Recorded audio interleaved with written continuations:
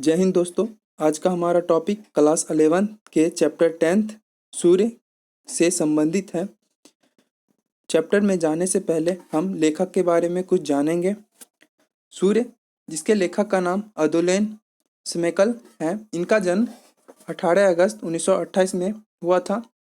जन्म स्थान के बारे में कहा जाता है कि ओलोमाउंट नगर में से सटा गांव लोशोव, चेकोस्लोवाकिया, यूरोप में हुआ था। चेकोस्लोवाकिया पहले एक देश हुआ करता था जिसकी राजधानी प्राग थी, जो आगे जाके दो देशों में बट गए, एक रिपब्लिक चेक, दूसरा स्लोवाकिया।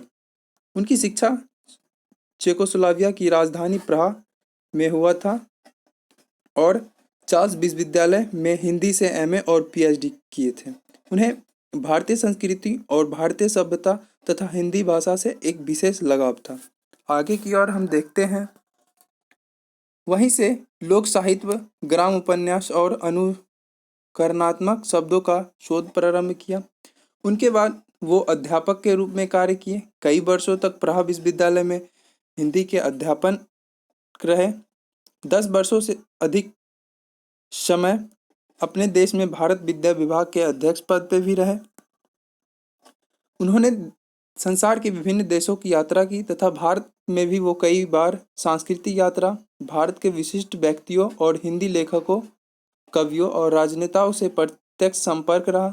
उन्हें भारत सरकार द्वारा हिंदी सम्मान दिया गया, जो 1979 में दिया गया।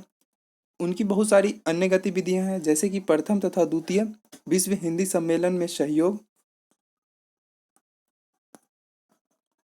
विशेष भारत में स्लोवाकिया के राजदूत पद पर रहे।